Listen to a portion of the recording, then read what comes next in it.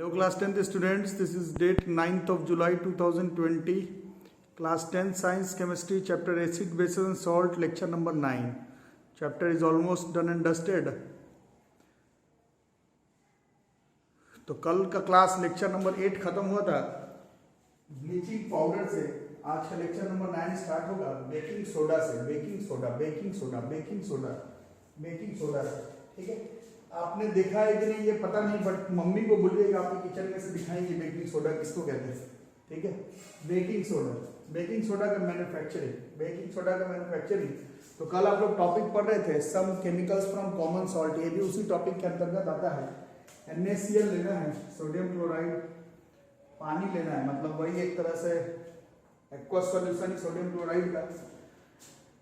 Carbon dioxide और ammonia को उसमें से पास करना है। सोडियम क्लोराइड लेना है, वाटर लेना है, कार्बन डाइऑक्साइड लेना है, अमोनिया लेना है। Sodium chloride, water, carbon dioxide, ammonia. Sodium chloride, water, carbon dioxide और अमोनिया, और इसके केमिकल रिएक्शन से अमोनियम क्लोराइड तो बनेगा, ये बनेगा हमारा अमोनियम क्लोराइड NH4Cl, बनेगा हमारा अमोनियम क्लोराइड NH4Cl, बनेगा हमारा NH4Cl अमोनियम क्लोराइड।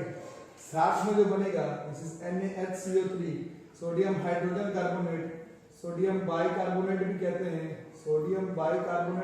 हैं, और केमिस्ट्री के भाषा में this is a metallic bicarbonate.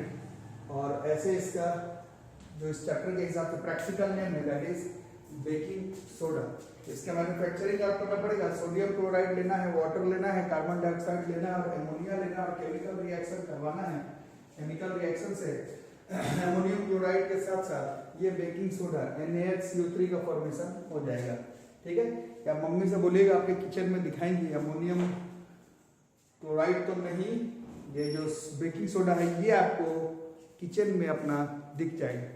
ठीक है, क्या इस्तेमाल होता है? Baking soda is commonly used in the kitchen for making tasty crispy pakoras. ऐसा इंसाइड बुक में लिखा हुआ है तो मैंने भी लिख दिया। It is commonly used in the kitchen for making tasty crispy pakoras. ठीक है, और it is also used for faster cooking के रेट को इंक्रीज करने के लिए भी बेकिंग सोडा का इस्तेमाल किया जाता है। और ये हम लोग पहले ही पढ़ चुके हैं, ये एक मेटालिक बाइकार्बोनेट है। मेटालिक बाइकार्बोनेट इसके बारे में पहले पढ़ चुके हैं। मेटालिक बाइकार्बोनेट जो है वो बेसिक इन नेचर होता है। दिस इज मेटालिक बाइकार्बोनेट, एक माइल्ड नॉन कोरोसिव बेस है। सॉल्ट तो है बट बेसिक सॉल्ट है, बेसिक सॉल्ट है। ठीक है, ये पहले भी आपको बताएगा। ठीक है, तो ये इसका मैन्युफैक्चरिंग है। और इसको अगर गर्म करते हैं, जैसे सोडियम बाइकार्बोनेट, इसको अगर आप गर्म करते हैं तो एक तरह का डिकम्पोजिशन रिएक्शन होगा और उसमें sodium carbonate, water plus carbon dioxide gas निकलेगा। ये जो कार्बन डाइऑक्साइड गैस निकलता है इसी का मेन एप्लीकेशन है। क्रिस्पी खाना बनाने की बात हो तो वहां पर कार्बन डाइऑक्साइड की जरूरत है। लाइटनिंग इफेक्ट डालने के लिए, फुलाने उलाने के लिए अगर खाने के प्रोडक्ट को जरूरी है तो उसमें कार्बन डाइऑक्साइड की जरूरत है। खाने के रेट को इंक्रीज करना है तो उसमें कार्बन डाइऑक्साइड की जरूरत है। तो ये रिएक्शन आपको याद करना पड़ेगा। मैन्युफैक्चरिंग तो अपने जगह पर है, ये तो याद करना ही है, ताकि इसी बेकिंग सोडा को जब हम लोग हीट करते हैं खाना बनाते वक्त तो सोडियम कार्बोनेट तो बनता ही है, H2O बनेगा, बट ये जो CO2 बनता है इस कार्बन डाइऑक्साइड का ही मेन यूजफुलनेस है। बेकिंग सोडा का, बेकिंग पाउडर का क्लास 10 में जितना भी यूजफुलनेस आपको याद करना है वो इसके द्वारा रिलीज किया हुआ ये जो कार्बन डाइऑक्साइड है उसी का इंपॉर्टेंस माना जाता है।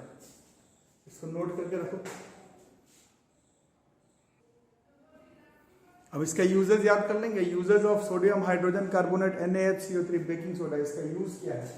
पहला यूज तो यह है, इससे हम लोग बेकिंग पाउडर बनाते हैं, फॉर मेकिंग बेकिंग पाउडर। तो अभी मैंने बताया था घर पर आपको बेकिंग सोडा भी मिल जाएगा, किचन में बेकिंग पाउडर भी मिल जाएगा, दुकान पर बेकिंग सोडा भी मिलता है, बेकिंग पाउडर भी मिलता है।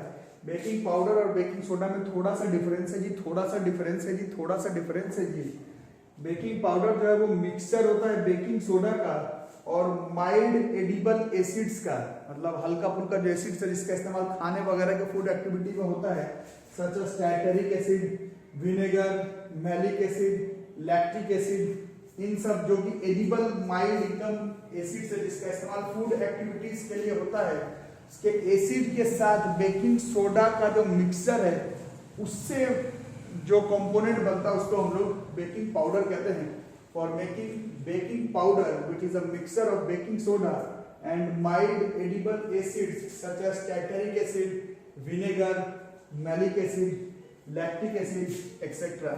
अब when baking powder is heated or mixed in water, सीधा गर्म कर दो या फिर वाटर जैसे ही ऐड करते हैं तो ये अभी आपको बताया गया ये बेस का काम करता है, बेसिक, और ये H plus from any acid, जो भी आपका एडिबल एसिड है उस एसिड का H प्लस मतलब वो एसिड है और ये बेस है, वो एसिड है और ये बेस है, ये एसिड और ये बेस है, ये एक तरह का न्यूट्रलाइज होकर के एक सॉल्ट बनाएगा।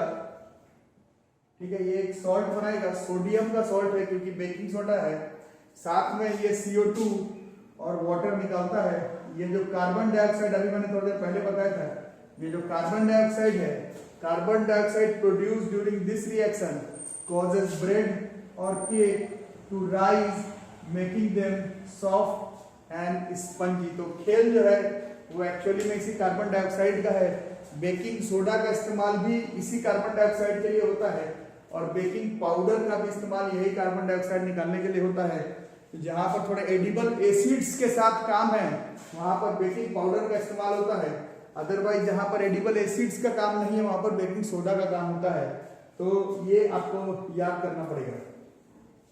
दूसरा तो हम लोग पहले भी पढ़ चुके हैं, क्योंकि ये बेसिक प्रॉपर्टी शो करता है तो इसका इस्तेमाल ज्यादातर एंटी एसिड्स में इस्तेमाल होता है। तो बताया गया था कि जब एसिडिटी हो जाए, एक्सेसिव एसिडिटी, अपच के समय जब stomach produces excessive amount of HCl, जब एक्सेसिव HCl प्रोड्यूस होने की वजह से एक्सेसिव एसिडिटी हो जाए तो वहां पर उस एसिडिटी को कंट्रोल करने के लिए आपको एंटी एसिड, बेसिक प्रॉपर्टी वाला एंटी एसिड का जरूरत पड़ता है। तो ज्यादातर जो एंटी एसिड्स है उसका एक इंग्रेडिएंट ये बेकिंग सोडा NaHCO3 रहता है। ये न्यूट्रलाइज एक्सेस एसिडिटी को न्यूट्रलाइज करने में काम आता है। घर में मौजूद सिंपल बेकिंग सोडा और बेकिंग पाउडर भी दे दिया जाए, अगर दवा मौजूद नहीं हो तो भी वो रिलैक्स करवाता है एक्सेसिव एसिडिटी के केस में। तीसरा नंबर इसका यूज है, it is used in soda acid fire extinguisher. Soda acid fire extinguisher, soda acid fire extinguisher, ये जो फायर एक्सटिंग्विशर जो लगाया हुआ रहता है कोचिंग्स में, चाहे मॉल में, चाहे सिनेमा हॉल में, आपके स्कूल वगैरह में भी सार्वजनिक प्लेसेस में लगाया रहता है, वो तो इसका बड़ा रूप है, बट छोटे रूप में फायर एक्सटिंग्विशर में हम लोग सोडा, बेकिंग सोडा का इस्तेमाल कर सकते हैं। इसके लिए आप लोग अपना एनसीईआरटी का इस चैप्टर का एसिड बेसिस एंड सॉल्ट का लास्ट पेज निकालो, चैप्टर के भी एंड में है, मतलब ये चैप्टर जहां पर खत्म हो रहा है एसिड बेसिस सॉल्ट उसके भी एंड में, चैप्टर जहां पर खत्म हो रहा है एसिड बेसिस सॉल्ट उसके भी एंड में एक एक्टिविटी के थ्रू समझाया गया है। आप लोग अपना एनसीईआरटी का बुक निकालें, एनसीईआरटी का बुक निकाल लो, उसमें तुमको मिलेगा कि छोटे लेवल पर हम लोग fire extinguisher, soda fire extinguisher कैसे बनाते हैं।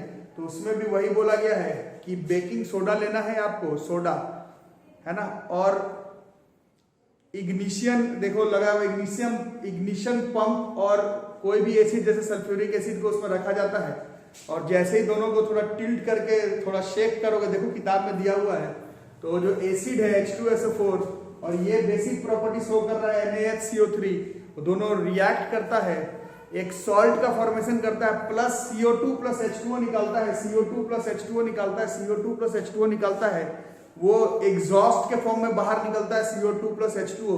CO2 का आप लोगों को काम मालूम है, जहां पर आग लगा हुआ रहे वहां पर ऑक्सीजन का सप्लाई काटने का काम करता है और वाटर का काम आप लोग जानते ही है कि आग बुझाने का काम करता है।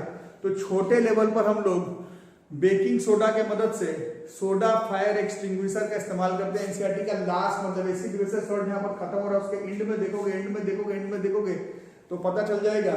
एक बेकिंग सोडा लेना है, एक लेना है आपको एसिड, दोनों को रिएक्ट करवाना है क्योंकि ये बेसिक प्रॉपर्टी है, वो एसिड के साथ रिएक्ट करके एक salt plus CO2 plus H2O का एग्जॉस्ट निकलता है। CO2 का काम है जहां पर ऑक्सीजन का सप्लाई है जिसके वजह से आग लगा हुआ है, ऑक्सीजन का सप्लाई काटना जिससे कि आग बुझने का चांसेस है, और जो पानी का उसमें कंपोनेंट है वो आग बुझाने का काम करता है। हाई लेवल वाला जो आप लोग देखते हैं बड़ा लेवल का जो फायर एक्सटिंग्विशर है वो इतने छोटे साइंस पर नहीं काम करता है, बट सिंपल साइंस छोटा मैन मेड एक्सपेरिमेंट वाइज आप सोडा फायर एक्सटिंग्विशर बना सकते हैं, देख सकते हैं, याद कर सकते हैं। ये सब है सोडियम बाइकार्बोनेट बेकिंग सोडा। इसका मैन्युफैक्चरिंग याद करना है, इसका यूज याद करना है आपको, ठीक है, इसको नोट कर लो अच्छे से।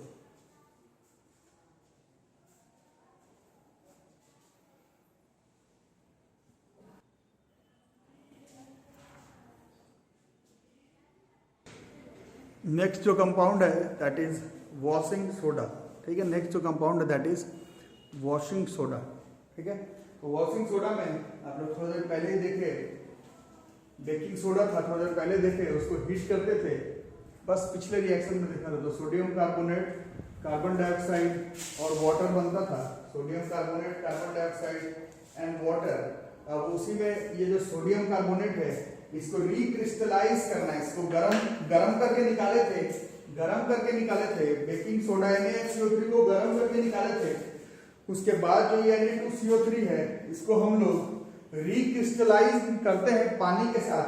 क्रिस्टलाइजेशन मेथड अगर नहीं पढ़ा हो तो क्लास 9th का केमिस्ट्री का बुक निकालना, उसमें शायद is matter around us pure, उसमें बताया गया क्रिस्टलाइजेशन टेक्निक। अब मैं क्रिस्टलाइजेशन टेक्निक तो दोबारा नहीं बताऊंगा, अलग से क्रिस्टलाइजेशन टेक्निक पढ़ना है तो क्लास 9th का एक बार देखो chapter is matter around us pure, उसी में बताया गया था। ये गरम करके जो सोडियम कार्बोनेट निकलेगा उसको आपको रिक्रिस्टलाइन करना है पानी के साथ भिंगाना है, क्रिस्टलाइजेशन मेथड करना है। तब इसमें 10 मॉलिक्यूल्स पानी का जब चिपकेगा तब जो कंपाउंड बनकर आएगा उसी को हम लोग वॉशिंग सोडा कहते हैं। This is Na2CO3.10H2O।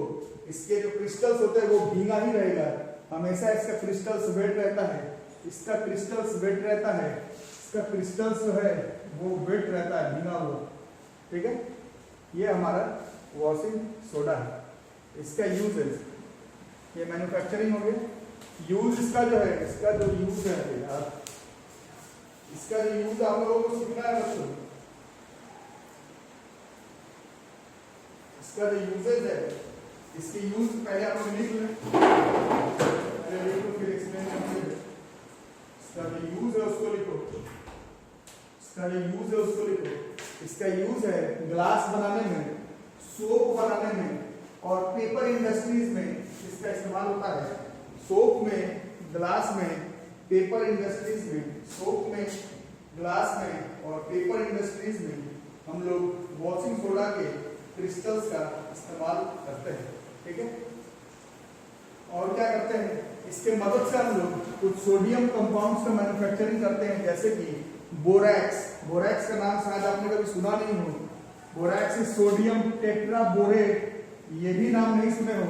ये जो आप ये इंसेक्ट वगैरह को जो मारने के लिए जो आपका स्प्रे होता है, बेगॉन वगैरह जो यूज करते हो घर में इंसेक्ट कॉकरोच वगैरह मारने के लिए, चाहे हिट वगैरह का जो इस्तेमाल करते हो, जो स्प्रे निकलता है वो मेनली बोरैक्स का बना हुआ रहता है, दैट इज सोडियम टेट्राबोरेट। और इसको बनाने के लिए फैक्ट्रीज वगैरह में वॉशिंग सोडा के क्रिस्टल्स का इस्तेमाल करते हैं। और मेन तो इसका नाम ही है वॉशिंग सोडा तो धोने के काम में आएगा। It can be used as a cleaning agent for domestic purposes. और चौथे नंबर पर है it is used for removing permanent hardness of water. पानी का परमानेंट हार्डनेस का रिमूव में काम आता है। It is used for removing permanent hardness of water, is used for removing permanent hardness of water, है ना। हार्ड वाटर आपको छोटे क्लास में पढ़े होंगे, जो नीचे से पानी हमारा आता है, नीचे से उस पानी में बहुत सारा जो जमीन में जो कैल्शियम के आयंस जो नीचे मौजूद होते हैं, ये हमारे वाटर के साथ जो नीचे जमीन से आ रहा है उसके साथ मिक्स होकर के वाटर को हार्ड वाटर बना देता है। और हार्ड वाटर का इस्तेमाल सब जगह पर नहीं होता है, तो पानी का हार्डनेस को रिमूव करने के लिए उसमें हम लोग सोडियम कार्बोनेट के क्रिस्टल्स का, या फिर आप ऐसे कह सकते हैं वॉशिंग सोडा के क्रिस्टल्स का इस्तेमाल करते हैं। ये हार्डनेस, परमानेंट हार्डनेस के बारे में आप लोगों को carbon and its compound chapter में पढ़ना था। अब तो शायद सिलेबस से हटा दिया हो, फिर भी हम लोग देखते हैं क्या है इन सब के बारे में। कार्बन एंड इट्स कंपाउंड में जहाँ पर सोप्स एंड डिटर्जेंट पढ़ाया जाएगा वहां पर बताऊंगा। अभी फिलहाल के लिए इन सब का यूज आप लोग लिख करके रख लेंगे। अब देखो एक्टिविटी 2.15 फिगर 2.9 एनसीईआरटी का। Activity 2.15 figure 2.9, activity 2.15 figure 2.9 NCERT book का। इसमें देखो क्या करने के लिए बोला गया है, एक बार पढ़ो, एक बार एक्टिविटी को पढ़ो, एक बार एक्टिविटी को पढ़ो। इसमें शायद बोला गया है कॉपर सल्फेट का क्रिस्टल लेने के लिए बोला गया है, जो कि आप लोग 9th और 8th क्लास में पढ़े हैं। कॉपर सल्फेट का जो क्रिस्टल्स होता है वो ब्लू कलर का होता है। कॉपर सल्फेट का जो क्रिस्टल्स होता है वो ब्लू कलर का होता है। कॉपर सल्फेट के जो क्रिस्टल्स है वो ब्लू कलर का होता है। देखो क्या बोला है, बोला है नीचे से उसको गर्म करने के लिए। बोला है जैसे ही गर्म करोगे, जैसे ही गर्म करोगे, कॉपर सल्फेट के क्रिस्टल को गर्म करोगे तो उसमें थोड़ा बबल्स दिखेगा। वो जो बबल्स है वो बबल्स है वो बबल्स है वो पानी का बबल है। और उस कॉपर सल्फेट का जो कलर है क्रिस्टल का वो ब्लू से, देखो बोला है व्हाइट हो जाएगा, ब्लू से बोला है व्हाइट हो जाएगा, ब्लू से बोला है व्हाइट हो जाएगा। और फिर बोला है कि इन्हीं क्रिस्टल्स, जो व्हाइट क्रिस्टल्स बच गया, उसमें फिर से अगर आप पानी मिलाओगे, उसको मॉइस्ट करोगे, वेट करोगे, तो फिर से जो उसका कलर है वो ब्लू कलर का हो जाएगा। ये ब्लू कलर का जो हो जा रहा है क्रिस्टल्स कॉपर सल्फेट का, वही अभी का टॉपिक है। Are the crystals of salts really dry? ठीक है, जो सॉल्ट के क्रिस्टल है, जो कि क्रिस्टलाइजेशन टेक्निक से, सॉल्ट का क्रिस्टलाइजेशन क्लास 9 में पढ़ना था इस मैटर अराउंड स्फीयर, उसमें देखो, उसमें मालूम चलेगा कि सॉल्ट्स के जो क्रिस्टल्स है, सॉल्ट्स के जो क्रिस्टल्स है, सॉल्ट्स के जो क्रिस्टल्स है, क्रिस्टल मतलब जो क्रिस्टलाइजेशन प्रोसेस से आया हो, सॉल्ट क्रिस्टलाइजेशन प्रोसेस के बाद वाले को क्रिस्टल्स ऑफ सॉल्ट कहते हैं। ऐसा नहीं कि बस टुकड़ा है तो क्रिस्टल हो गया। क्रिस्टलाइजेशन टेक्निक के बाद जो सॉल्ट है उसको हम लोग क्रिस्टल्स ऑफ सॉल्ट कहते हैं। तो इस केस में इट वाज CuSO4.5H2O, ये जो है वो कॉपर सल्फेट का क्रिस्टल था। ब्लू विट्रियोल भी कहते हैं, क्लास 9 में पढ़ना था। और ये जो है are crystals of salts really dry, तो क्रिस्टल्स ऑफ सॉल्ट ड्राई नहीं होता, उसको गर्म करोगे तो उसमें पानी निकल जाएगा तो ये व्हाइट हो जाएगा। और फिर जैसे ही इसमें पानी ऐड करोगे ये दोबारा से जो है वो अपना कलर को रिगेन कर लेगा। कॉपर सल्फेट पेंटाहाइड्रेट, ये ब्लू कलर का है। उसी तरह से फर्स्ट चैप्टर में था फेरस सल्फेट हेप्टाहाइड्रेट, ये ग्रीन कलर का है ना। अभी थोड़ी देर पहले Na2CO3.10H2O पढ़ा है ना। और calcium sulphate .2H2O, these are crystals of salts. और ये ड्राई नहीं होता है due to presence of molecules of, ये जो डॉट करके जो H2O है, these are molecules of crystals of water. These are molecules of crystals of water. These are molecules of crystals of water. These are molecules of crystals of water.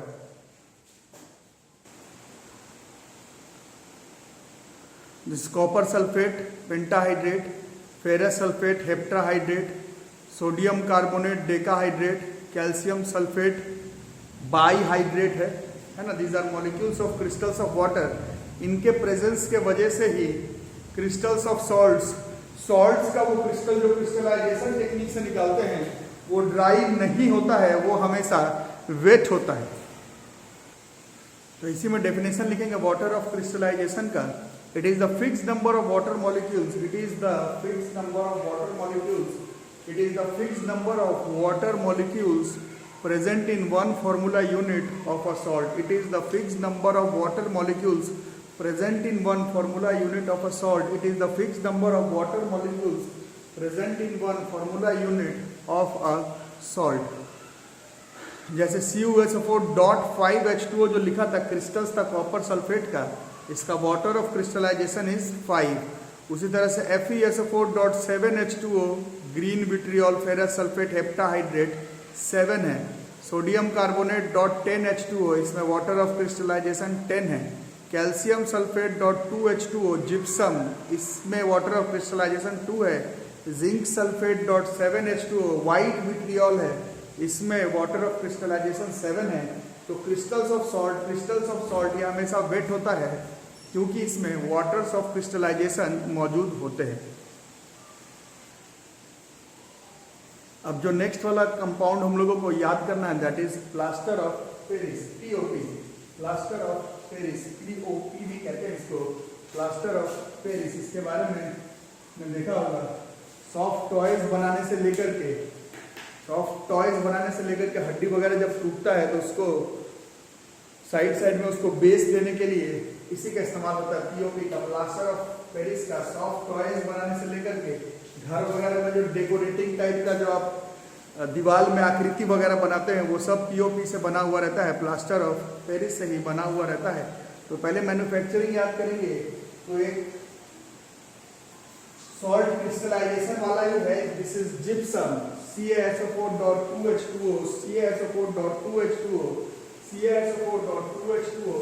Calcium sulphate के साथ 2 molecule of water of crystallisation है, तो calcium sulphate .2H2O ये gypsum है। इसको गर्म करेंगे 373 kelvin पर। ये डेटा मेंशन है एनसीईआरटी बुक में, तो आपको भी याद करना पड़ेगा, इससे ज्यादा कम होने पर गड़बड़ हो जाएगा। 373 केल्विन पर 1.5 मॉलिक्यूल ऑफ पानी जो है वो बाहर निकल जाएगा, 1.5 मॉलिक्यूल पानी का बाहर निकल जाएगा। 2 में से 1.5 मॉलिक्यूल गया तो आधा मॉलिक्यूल बच गया।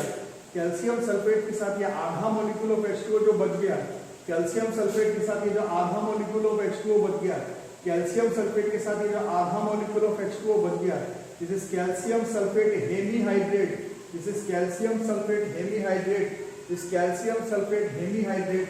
इसी को हम लोग कहते हैं प्लास्टर ऑफ पेरिस, इसी को हम लोग पीओपी, प्लास्टर ऑफ पेरिस, इसी को हम लोग कहते हैं। इसका मैन्युफैक्चरिंग है, जिप्सम लेना है, गर्म करना है 373 केल्विन पर, 1.5 मॉलिक्यूल पानी का हो जाएगा, आधा मॉलिक्यूल क्रिस्टलाइजेशन के फॉर्म पे कैल्शियम सल्फेट के साथ बच जाएगा। उसी को कहते हैं हम लोग पीओपी। ठीक है, अब क्लास 9 के लोग ईमानदारी से पढ़े हैं या 10th में अभी तक जो लोग कॉन्सेप्ट को समझते हैं साइंस का, उन लोगों को मालूम होगा कि आधा मॉलिक्यूल H2O का पॉसिबल नहीं है, आधा मॉलिक्यूल ऑफ H2O पॉसिबल नहीं है, आधा मॉलिक्यूल H2O का पॉसिबल नहीं है, आधा मॉलिक्यूल ऑफ H2O का कोई मीनिंग नहीं है, आधा मॉलिक्यूल ऑफ H2O का कोई मीनिंग नहीं होता है। तो वहीं पर एक्चुअली में आप लोगों को जानना है कि 2 मॉलिक्यूल कैल्शियम सल्फेट का में 2 मॉलिक्यूल कैल्शियम सल्फेट पर 1 मॉलिक्यूल H2O का वाटर ऑफ क्रिस्टलाइजेशन होता है। 2 मॉलिक्यूल में एक्चुअली में 2 मॉलिक्यूल ऑफ कैल्शियम सल्फेट में 1 मॉलिक्यूल H2O का होता है, बट इसी को तोड़ करके लिखते समय हम लोग CaSO4.2H2O लिखते हैं समझाने के लिए। तो ये पीओपी है, लिखना ऐसे ही है, बट जो लोग अच्छे साइंस के स्टूडेंट हैं उन लोगों को मालूम होगा आधा मॉलिक्यूल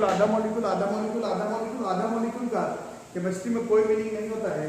एक्चुअली में 2 molecules of calcium sulphate shares 1 molecule of crystallisation of water, but calcium sulphate 1 formula लिखते समय उसको हम लोगों को कैल्शियम सल्फेट .12H2O लिखना पड़ता है, कैल्शियम सल्फेट हेमीहाइड्रेट लिखना पड़ता है, वो प्लास्टर ऑफ पेरिस कहलाता है। ठीक है, इसका यूज तो हम लोग जानते हैं, जैसे अभी बेकिंग सोडा के बारे में बताया जा रहा था, बेकिंग सोडा का बेकिंग पाउडर का कोई यूज नहीं होता है, उससे जो कार्बन डाइऑक्साइड निकलता है हीट करते समय चाहे वाटर के ऐड करते समय उसका यूज होता है। उसी तरह से पीओपी का कोई यूज नहीं है। POP is a white powder and on mixing with water, जैसे इसमें दोबारा पानी मिक्स करेंगे तो ये किसमें कन्वर्ट हो जाएगा, ये फिर से जो है वो जिप्सम में कन्वर्ट हो जाएगा। बट इस बार जो ये जिप्सम बनता है वो काफी एक हार्ड सॉलिड स्मूथ मास होता है। इस हार्ड सॉलिड स्मूथ मास का इस्तेमाल ही डॉक्टर्स प्लास्टर्स को, फ्रैक्चर्ड बोन्स को सेट करते समय प्लास्टर में लगाते हैं। This is calcium sulphate .12H2O POP. इसमें अब पानी मिलाना है। अब जैसे जिप्सम से पीओपी बनाने के लिए उसको 373 केल्विन पर हीट करने की जरूरत था, इसमें ऐसा कुछ नहीं है, बस तुम पानी डालते रहो, आधा मॉलिक्यूल और 1.5 मॉलिक्यूल कब आएगा नहीं आएगा मालूम नहीं, वो खुद ही एक हार्ड सब्सटेंस जिप्सम में टर्न ओवर हो जाता है। CaSO4.12H2O में 1.5 मॉलिक्यूल उसके ऊपर दोगे तो क्लास 9 में पढ़ाएंगे तो रिएक्शन होगा ही नहीं। यही 1.5 मॉलिक्यूल H2O का पीओपी के साथ रिएक्ट करके एक हार्ड सॉलिड मास बना देता है जिप्सम। इसी का इस्तेमाल doctors use POP as plasters for supporting bones in right position. and it is used for making toys, materials for decoration and for making surfaces smooth। तो सब तरह से पीओपी का इस्तेमाल हम लोग करते हैं डॉक्टर्स के लिए, या फिर किसी के लिए भी। थोड़ा सोच रहे हो, वो हार्ड सॉलिड मास्क इतना रखना आसान है कि पाउडर थोड़ा सा रख लेना आसान है। थोड़ा सा पाउडर रखना है, पाउडर में पानी मिलाना है, वो पीओपी में सेट हो जाता है और वो हमारे पीओपी से जिप्सम में सेट हो जाता है और वो हमको सब जगह पर काम आता है। तो ये आपका प्लास्टर ऑफ पेरिस है। तो सम केमिकल्स फ्रॉम सॉल्ट, आपका जो सिलेबस बनाया गया है, जो सीबीएसई का रिड्यूस्ड सिलेबस है, उसमें भी आपको ब्लीचिंग पाउडर नहीं, पहले सोडियम हाइड्रोक्साइड, फिर ब्लीचिंग पाउडर, फिर आज आपको पढ़ाया गया वॉशिंग सोडा और आपको पढ़ाया गया प्लास्टर ऑफ पेरिस। ठीक है, ये जो है ब्लीचिंग पाउडर, बेकिंग सोडा, कौन कौन सा एक बार याद करो, sodium hydroxide, baking soda, baking powder, washing soda, bleaching powder शायद बोल दिया, सोडियम हाइड्रोक्साइड और ये प्लास्टर ऑफ पेरिस। कि आपके रिवाइज्ड सिलेबस में भी इन पांचों केमिकल्स का मैन्युफैक्चरिंग और इसका यूज जो है वो आपको पढ़ना है। इस तरह से ये पूरा चैप्टर, ये जो पूरा chapter acid basis and salts, आपका class 10 chemistry chapter 2 acid base and salt फिर मेरी तरफ से खत्म हो गया। लेकिन कल भी एक वीडियो आएगा इसका, जिसमें कि हम लोग जो थ्योरेटिकल कंसेप्चुअल क्वेश्चन इस चैप्टर का बनता है, न्यूमेरिकल तो है नहीं, थ्योरेटिकल कंसेप्चुअल क्वेश्चन जो बनता है उसको हम लोग फटाफट करते हुए कल इस चैप्टर को पूरी तरह से खत्म कर देंगे। आज का वीडियो यहीं पर खत्म हो गया। वीडियो अगर पसंद आ रहा हो तो वीडियो को लाइक जरूर कर देना, चैनल को सब्सक्राइब, नोटिफिकेशन बेल आइकन दबा करके रखना। घर पर रहें, stay at home, stay safe. अभी बहुत ज़्यादा कोरोना के केसेस हैं, घर पर रहो, सेफ रहो, सिलेबस आसानी से कवर करो, मेरे साथ पर्सनली जुड़े हुए रहो। जो क्वेश्चन नहीं बने स्क्रीनशॉट भेजो, फोन करके पूछो, अपना क्वेश्चन क्लियर करो, एडमिशंस लेकर के रखो, फी जो है वो ऑनलाइन ऑफलाइन मोड पर पेमेंट करते रहो। Stay at home, stay safe, घर पर रह करके पूरा सिलेबस आसानी से मेरे चैनल पर कवर करो। ठीक है, दोस्तों को जरूरत होगा तो वीडियो को शेयर भी कर देना।